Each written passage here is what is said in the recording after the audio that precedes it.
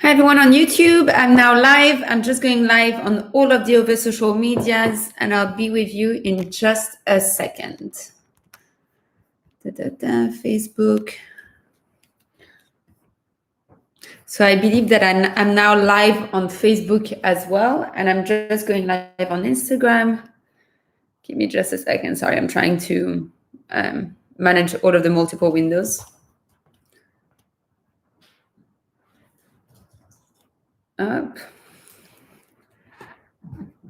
Perfect. I'm now live on all social media. It's amazing, from Facebook to YouTube to Instagram. So hi everyone, I'm Colombe. I'm now co-founder and co-executive director. And as every week, I'm here to answer your questions, give you an update on what we're doing at now, and just tell you about the state of the world in general. I'm doing the live from my flat today just because, we're in a second lockdown here in London. I know it's the case in many places across the world. Hi Andrea, hi Laura. I see that you're following the live as well. So as I was saying, I'm in lockdown, so doing the live from my flat with the beautiful images you can see behind me of the Women's March in Washington. So of course today, like every single week, please ask me all of your questions on whatever social media you're following me on. I will try to keep track of all of them and answer. But I want to talk about three things. One, I want to talk about the fact that we might be getting a vaccine for COVID, which is great news. But I also want to talk about what this means, as in who will get it? When will we get it? Is it fair the way this will happen? Second, I want to talk about our democracy campaign and really cool advances we have on the lobbying front ahead of the G7 in 2020. And third, I really want to tell you about an incredible thing that is coming up in December, which is called Green December. It's a month of actions for the climate. We're organizing this with tens of volunteers from literally all continents. And so I want to tell you about it so that you can get engaged. As I mentioned, please ask me all of your questions on the various social medias, and I'll keep track of them. I already see Joe from Hong Kong who's saying hi and blessings from Hong Kong. Hi to you as well. Hi, Laura. Hi, Andrea. Hi, Matt. I see a lot of people.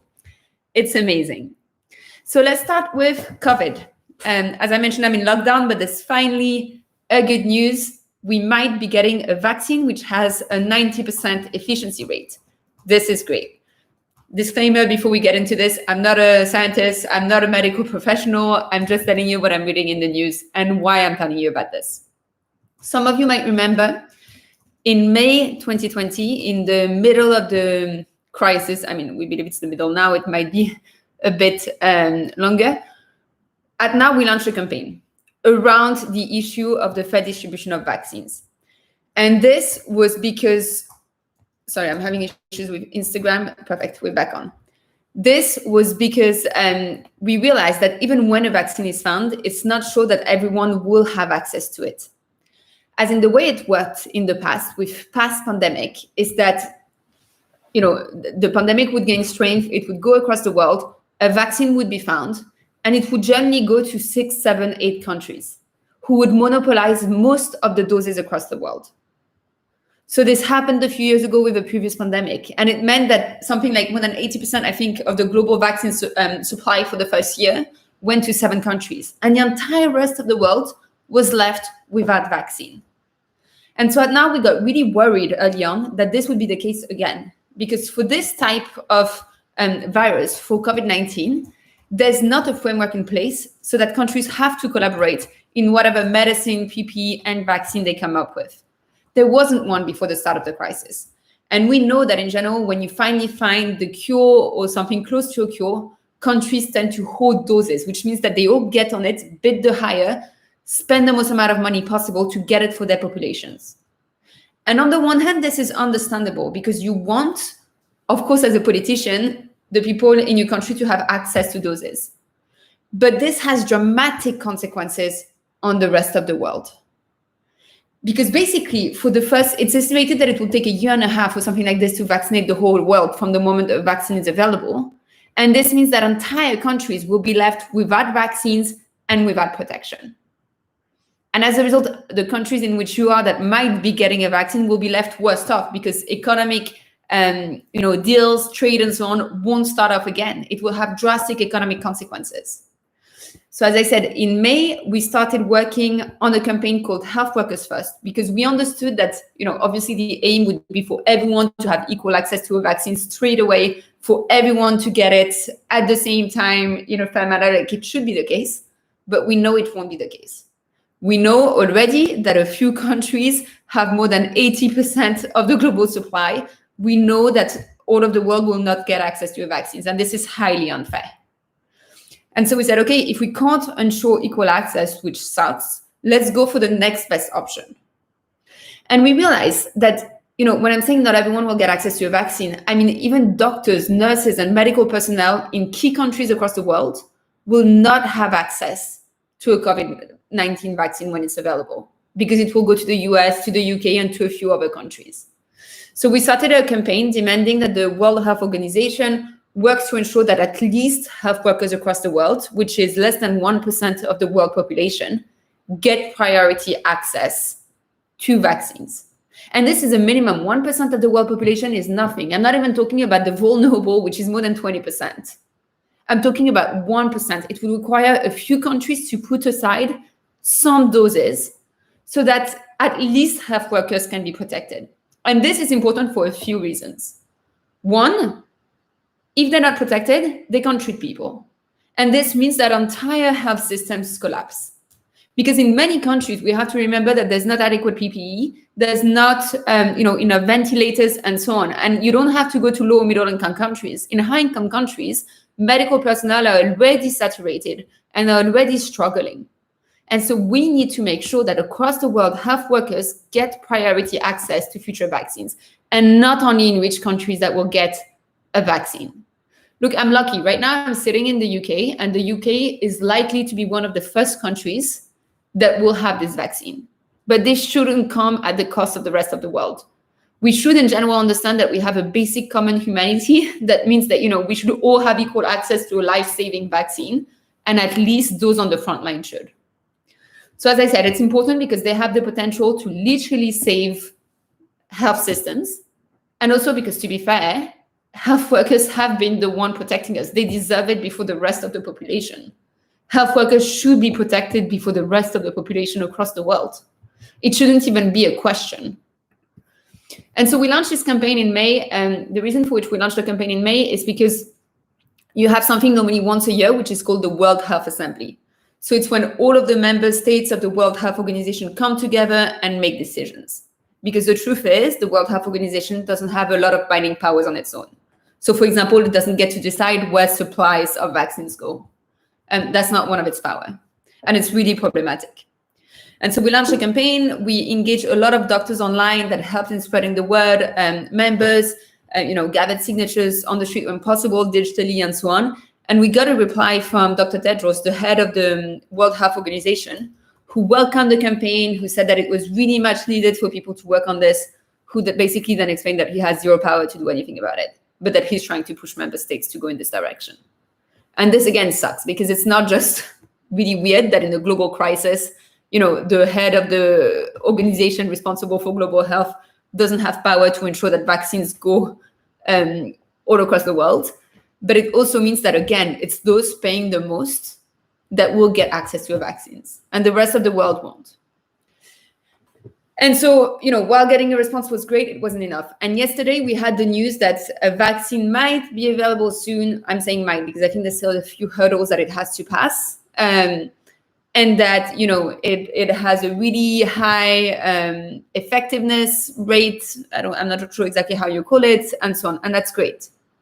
But I checked today and I saw that this vaccine that is so great, the companies that created it, do not have a deal yet with COVAX. So let me tell you, I know I'm introducing a lot of different concepts, but let me tell you super quickly about COVAX. COVAX is a distribution scheme that was put in place by a few organizations like the WHO, with others like Gavi and a few other organizations, to ensure that low and middle income countries get access, and theoretically a fair access, to COVID-19 vaccines.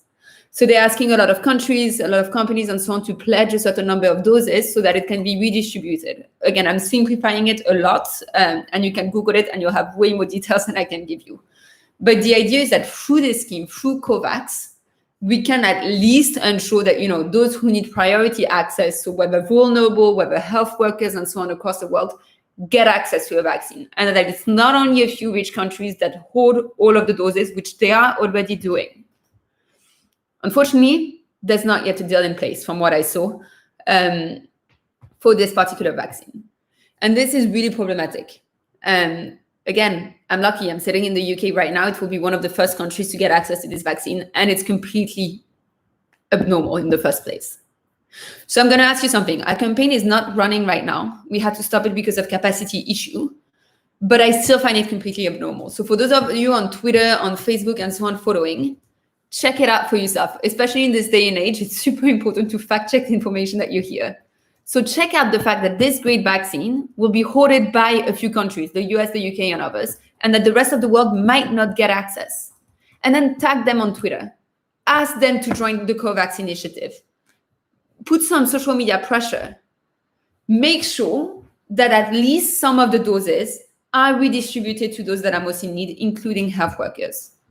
I can't tell you whether it will work or not. We're completely overwhelmed that now we can't launch another campaign yet at the moment. But I think it's a fundamental topic, and it's completely abnormal that those that pay the most are the ones whose lives are going to be saved. In a global pandemic, when we've seen that borders don't matter, that national languages don't matter, that whether you're an extremely rich country, like a lot of European countries or not, you will be hit by this crisis. So the fact of once more saying, if you have less resources, if you can't commit as much cash to vaccines, well, too bad for you, you won't have access to it for the first year or whatever, is insane. We are literally all in this together, and this won't stop until the virus is stopped as a whole. So please go on your social media, make some noise. It's not even about now. I'm not even doing some self-promotion of my organization. I'm asking you to fact check what I say and then tag those companies, asking them to join COVAX. I saw today that one of the two companies showed interest. They said they had interest in potentially joining COVAX. Let's push it. Let's show that people of the world care, that we need to ensure a fair access to vaccines for all. So that's one of the first points I wanted to discuss. I see that Conscious Kitchen is commenting, saying that they're very happy with raising interest about this. Andrea posted on all of the social media the campaign we run on the issue. Again, it's closed at the moment because we don't have the capacity to keep it going, but it gives you the information about why we need to share vaccines equally. So you can just find some of the info there and then Google it. You'll see that literally a few countries will get access to all of the vaccines. If you have any questions, feel free to ask them. I'm trying to check all of the different social media. That's why I'm looking on different directions. But that's the gist of it. We need, now that we have a potential vaccine, there might be a lot of others, we need to ensure that those that are putting themselves on the front line, like health workers, get priority access. We need to ensure that they can safeguard health systems, that they don't continue to literally pay the highest price with their lives because they chose to save us all. So make some noise. Conscious Kitchen is asking what we can do locally. Look, I think there's a lot of ways. One, and this is one of my favorite ways in any type of activism, write to UMP. I know Conscious Kitchen is an amazing sustainable company that is actually a delicious cafe in London. Write to UMP. Tell them that, it's great that the UK is already buying doses. Ask them how much they will commit of those doses to COVAX. How they will ensure that this goes to the rest of the world as well. I know the UK already plan to buy a lot. Will they redistribute some of them? How will they prioritize? Will they join in international organizations? And MPs should be having a voice on this. This should be on top of the debate. Look, yesterday on my Instagram, I asked people whether they had any positive news to share to try to, bring a bit of positivity as well. And a lot of people said, we may have a COVID vaccine. It's amazing. I agree. It's amazing. It's a long time coming. Again, here we're in a lockdown. It's very heavy. But they shouldn't come at the cost of others. So write to UMP. You can also check on our website, our old campaign. Andrea is suggesting at the same time, catching me in the middle of it to restart it. I think we should restart it. Hopefully at one point we will. I know that there will be another health assembly soon from the WHO. So we might consider restarting it. We need to see whether there's interest on it. So you can go and sign it if you want, even if it's closed, and we'll see if we can restart it. But the idea is we have to make some noise. Name and shaming works in general. So let's shame those companies into joining COVAX, into making sure that they redistribute. For everyone joining now, COVAX is the initiative. It's an international initiative to redistribute vaccines across low and middle income countries to ensure that you have a fair access to vaccines in the first place. So write to UNP, sign a campaign online on the NOW website. You can just go on it and you'll find it, inform yourself, and name and shame on social media. Anyone who has any other ideas on how to force countries and companies to share more equally vaccines, feel free to comment. I'm checking all of the comments at the same time. So apart from the fact that we need equal and fair access to COVID vaccines, and at least health workers need to get priority access, I also wanted to tell you about a democracy campaign. So a few months ago, I know I keep on repeating it, but I still think it's a very cool campaign. So I want to talk about it every time I'm live. And a few months ago, we launched a campaign called the Wave of Freedom, with the idea that, authoritarian regimes and in democracies as well are cracking down on rights and freedoms. So democracy worldwide has been in consecutive decline since 2015. This is a long time for democracy to be roaring back. There's a quote that I really like, which says that democracy is never won, but always remains to be won. And I think this is true because you can't just protect democracy. Democracy is a concept that evolves, that changes, that you can always make better. And so seeing in the first place, the crackdown of China on Hong Kong. So China passed in July a law called the National Security Law, which basically kind of kills any last remaining freedom and democracy in Hong Kong. For standing for democracy, you risk life imprisonment and extradition to China, where you'll face an unfair trial, potential torture, and so on. We decided that, the world should be acting more on the issue of rights and democracy. The truth is, and we consulted with a lot of Hong Kong organizations, some Tibetan organizations, and then, the opposition government of Venezuela. We talked to a lot of different people. And the truth is, you need countries to ally and to support freedom fighters. When you are in front of such a huge regime like the Chinese Communist Party, you can't do it on your own. And so we decided, okay, across the world, let's push big democracies to work together. Let's push big democracies to unite so that they can together then impose coordinated sanctions and support freedom fighters and strengthen democracy. And the reason for which we said this, we saw it especially with China, a lot of countries are very scared of acting, just because China has such big economic muscles that the consequences can be really dramatic. And so a lot of countries are not acting. But again, what we're seeing is a genocide against the Uyghurs. It's a complete crackdown on the one country, two systems in Hong Kong. And this is not the only instance, In Hungary, in Poland, rights are being cracked upon. The independence of the judiciary is being put in question. In the US, we have a sitting president who might refuse to give up power peacefully, which is insane. In Venezuela, you have, this would be an entire other life, but you have an opposition government because the current government refuses to accept democracy. And so we said, okay, so let's push governments to act. The way we started doing it is by having protests in front of governments' buildings all across the world. So in more than 40 cities, we have normally on a monthly basis, 3 million people following it online now, demanding that governments act, that they unite and impose sanctions. We basically want them to create the League of Democracies. So democracies across the world coming together to protect and innovate democracies and learn from one another on how to do it. So we've been doing this for a couple of months. Sorry, I'm reading your comments at the same time. We've been doing this for a couple of months and it's been successful. We have big political parties in some of the biggest countries that reached out and want to work together on pushing forward bills through parliaments to create this League of Democracy. And this is very timely. And the reason for this is, obviously, for a campaign to succeed, you need to have a potential positive outcome. And we realized that in 2021, so next year, the UK will be hosting the G7.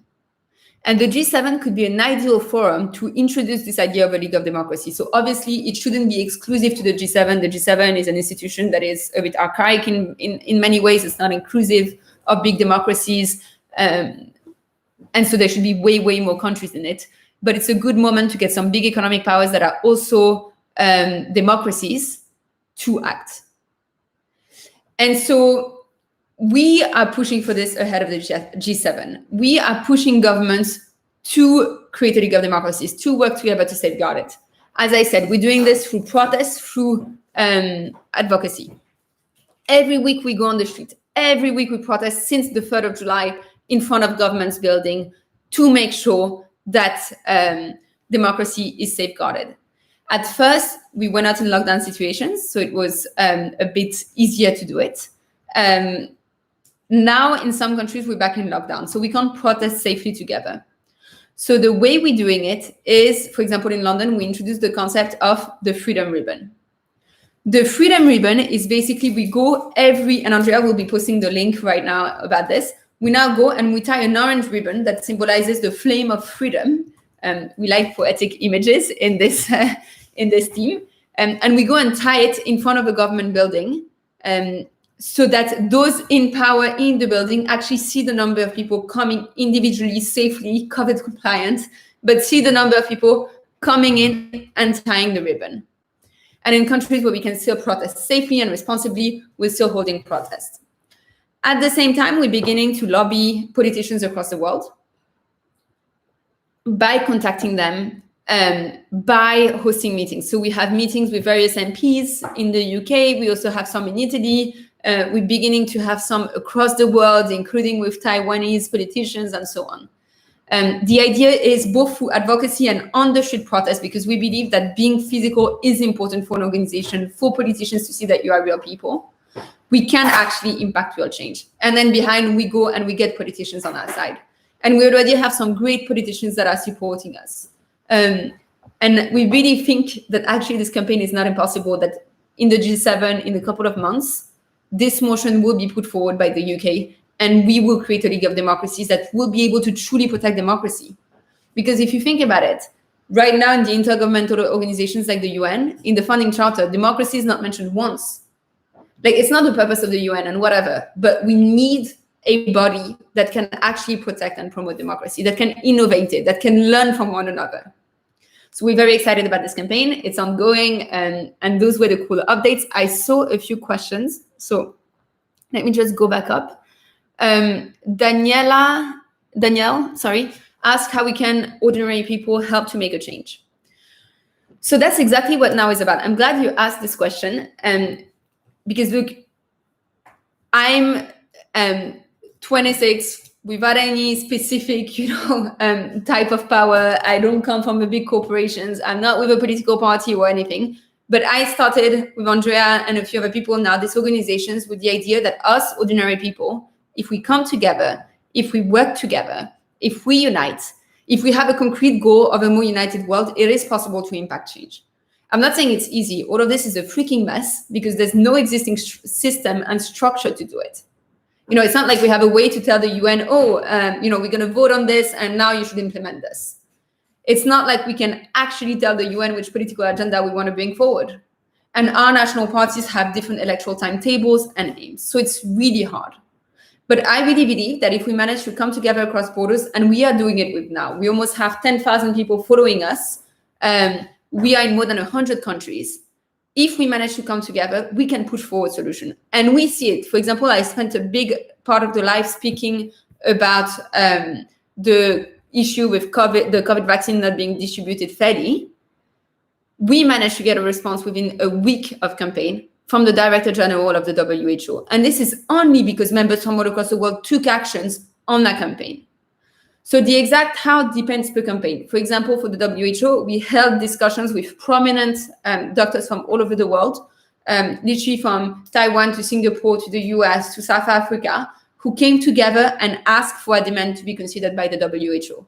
And our members then hammered this on social media with a petition. So this is one way. With the democracy campaign, the way we're doing it right now is different. We're protesting on the streets. And when we can't protest because we want to keep people safe with COVID, we are asking them to go and tie a freedom ribbon, this beautiful orange ribbon that you can see all over our social media now, to show that we are real people. And as a result, politicians are reaching out to us. We didn't even have to make the first step, which we have to do in a lot of places now. So it is possible to impact change. Again, it's tough, but it is possible. So if you want to do it with us, which I hope, Danielle, you will, the way forward is go on our website, www.now.world, and you will find a way to join. And then you will have access to our forum, to all of the campaigns where you will be able to start discussing with people from all over the world. And our incredible campaign manager, Laura, will be in touch and will help to understand how you want to get involved. She will, of course, present a few options, and you will be able to join one of our actions. In the meanwhile, regardless, I encourage you to go on the website and sign our campaigns. Just by adding your signature, you never know, this can actually have a real impact. And then share it.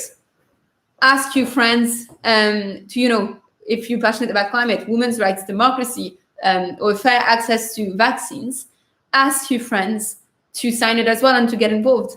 Literally, we are doing this via word of mouth, via people deciding to take action and to change what is happening. We don't have a huge budget of 10 million euros or pounds or dollars or whatever you like behind us, enabling us to do massive communication around this, or enabling us to pay 50 staff to do the work. It's members like you and I, it's members on a daily basis who can commit 1 hour a week or 5 hours a week, who manage to actually impact change. The fact that the Director General of the WHO answered is literally thanks to members. I'll just answer a few more questions that I was asked about the trade agreements. So about the freedom campaigns by the Green Monkey. So my connection is being paused because of poor connection. I'm back. So the Green Monkey asked if trade agreements could be interesting leverages for our freedom campaign. Definitely.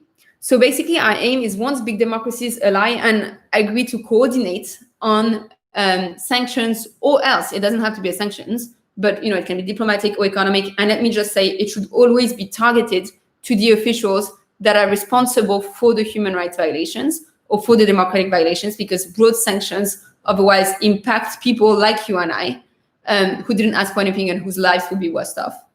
But then they can decide on how to best promote and innovate democracy. And trade agreements for democratic practices to be including in trade agreements would be a great step forward. I think that's a really cool idea, Green Monkey. I love also your username on Instagram. And this is when we need countries to come together, because one country doing it alone often has adverse consequences for the country, so they don't tend to do it. But I think, democracy standards, environmental standards, and so on should be included in trade agreements. I will then, I see Andrea is trying to mess. So Andrea is part of the Now team. He's my co-founder, and he's trying to mess with me through the live. So at first he was asking live if we should restart the fair access to vaccines campaign, which I think we should. So Andrea, if you want to dedicate your entire nights to working on this, since we're under capacity, feel free to go for it. And now he's asking me if we need a global political movement, because I was explaining that we can't directly vote for the UN Secretary General election. Yes, we need a global political movement. We also need a global media that can spread global news in a global manner. We should also probably have global newspapers and so on. One thing at a time. Let's go with now and then we can see. But I definitely believe that, targeting different elections, being able to support candidates, being able to file candidates for the UN Secretary General elections, or have a political agenda for this, are steps that are needed and that we need to take. And we've now basically our aim and vision in the world is to have a more united world so that we can have a better future. We believe that today's global challenges and opportunities are global and that we need to be able to seize them together. And so we started with a global activist movement to be able to target a lot of different global challenges, and we're starting to do it successfully and mobilize a lot of people. I think that at one point we need politicians across the world in a coordinated manner to be able to support those policies. Sandra, I don't know if you want to keep on asking me difficult questions during the live, but feel free to go for it. Andrea commenting he's just a supporter. So the Green Monkey is up for both. So go on our website, sign a campaign. I know you will already be helping us on the next campaign I'm about to talk about. I'm about to talk about. Yeah, that works. I'm a bit tired. Sorry, it's been a long day. So I will get to it because I know that you will be one of our potentially influencer supporters. So I just told you about the need to distribute vaccines fairly. I told you about the need for democracies to unite and to work together to innovate and protect democracies by creating something super cool called the League of Democracies. I love the name. I imagine superheroes coming together to protect and innovate democracy, but that's just happening in my head. That's not how it's going to go. And the last element I want to talk about is Green December. So we launched now on the 1st of January 2020 with one campaign. The first campaign was about climate, because climate, not only is it one of the most important challenges and most urgent crises that we're facing as humanity, but it's also one where it's really easy to comprehend that we are literally all in this together. Any country dealing with the climate crisis alone won't solve the climate crisis. Climate change doesn't stop at borders. It doesn't care whether one politician does more than another one if the majority of countries don't take coordinated actions. And so obviously there's already a lot being done on the climate front. You know, you have a lot of climate movements that have been incredible in creating a global consciousness, in mobilizing people on the streets. I mean, literally some stuff that have never been seen, which is amazing. We realize that there's one aspect that hasn't been tried yet, which is that the UN Security Council, so I know I talked a lot about international organizations, and it's not something that is very logical for most people that don't work in this sphere. So the UN has one of its most powerful body, which is the UN Security Council. And this has the power. So you have 15 member states in it, and within those 15, 5 permanent member states that have veto power. This body has the power to declare an emergency. If it believes that something is a threat to peace or security, this body can declare an emergency, and it then has binding power over all UN countries to decide on measures to counter it. Climate change is clearly a threat to peace and security. You have less resources, food insecurity, and climate migration. It's a threat to our survival as humans. And no one has really tried to get the UN Security Council to declare a global climate emergency. So we started a petition for this that we're still working on with teams pushing it forward. With COVID, we've seen that climate is on the back of the agenda again, which is really stupid because COVID also emerged because we are in closer contact with animals. I think it's called wild stock in English. Sorry, as I said, it's been a long day and I've been talking nonstop for 36 minutes. So I'm a bit slower. But so humans are in closer contact with animals. And as a result, we are more at risk of pandemics. This is not the first one. It will be, we will have quite a few pandemics in general, unfortunately, in our lifetime. Climate has been at the complete back of the agenda. We didn't have a COP this year. We were supposed to have COP26, which is a conference in which countries come together to coordinate climate action, climate mitigation programs, and so on. Countries are not speaking about climate. The thing is, we don't have a year to lose. So 2020, very little has been done. But this is dramatic because we're getting closer to a tipping point moment to which we won't be able to recover from. So I don't want to, expose a doomsday scenario. We all know what the climate crisis can do. My point is there is hope because there is time. There is time to work together. There is time to push governments and the UN and all of the biggest polluters on Earth to change their behaviors and to go towards a greener future where we can actually survive and live a healthy life. Obviously, a lot is happening and governments don't stand to want to listen to this right now. So we said, you know what? While our petition keeps on going, we will show them that us, random people, like all of those people listening to this live, and me, ordinary people is the proper word, sorry, we can actually coordinate, we can unite, we can come together, and we can work to show that climate mitigation is possible, that we can work to stop the climate crisis. And for this, we decided that in December, the last month of the year, another year where not enough climate action has been taken, we will organize a month of individual daily climate action. So everyone across the world will be taking the same action to mitigate the climate crisis. And at the end of the month, we will send those results to all of the countries in the UN and the UN Security Council, telling them, look, we understand this year has been shit. It's a tough situation for everyone. But look at what we managed to do. Us, ordinary people from all across the world, managed to come together, overcome national differences, cultural, religious, language differences. We took coordinated action for a month every day we took a different action to mitigate the climate crisis. If we can do it, you can. There's no reasons for which you can't get your act together, start working together, and start to work to stop the climate crisis. So I see that Andrea also posted the links for Green December, but basically you can already sign up for it ahead of time. It's easy. You go on our website on Green December, you've subscribed, and you will be sent actions to take every day. We also, I have to mention, because this month of action is really special, we have a lot of volunteers from all across the world that are working on it on 3 different teams.